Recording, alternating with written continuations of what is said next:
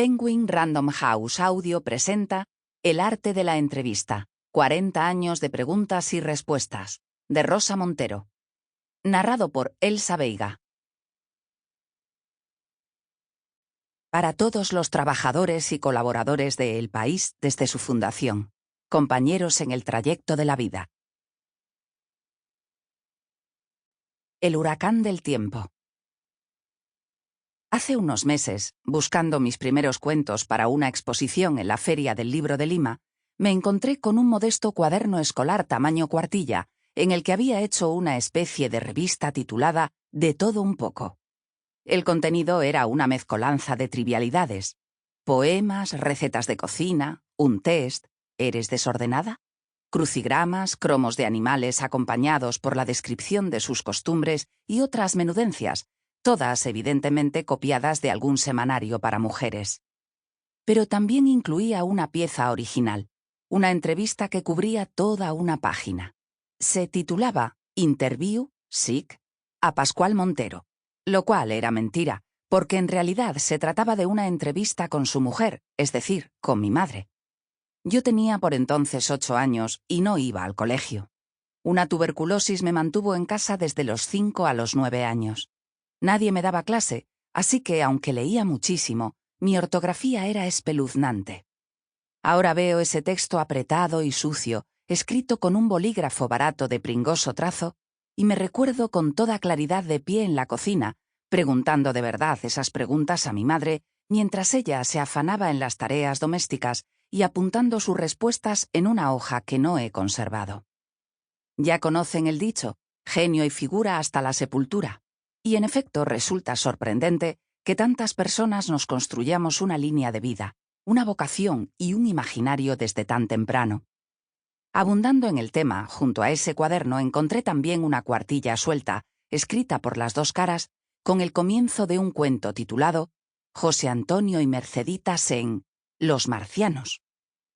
Es un relato sobre dos hermanos de 8 y 9 años que caen por un agujero mágico y van a parar a un mundo extraño.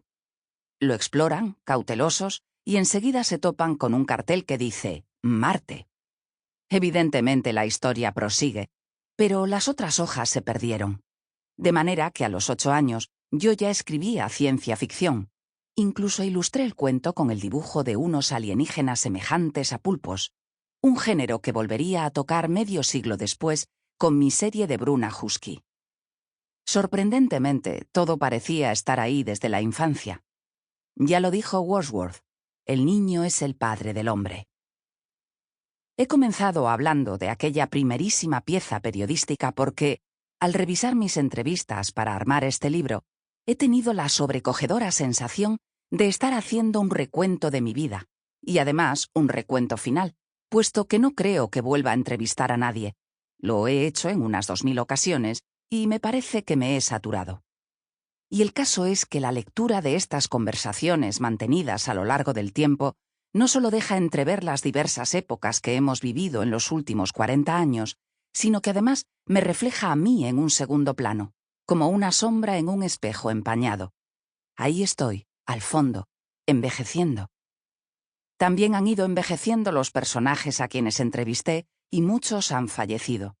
Por no hablar de la manera en que hoy les contemplamos y de cómo ha ido cambiando nuestra opinión sobre ellos a la luz de los acontecimientos posteriores.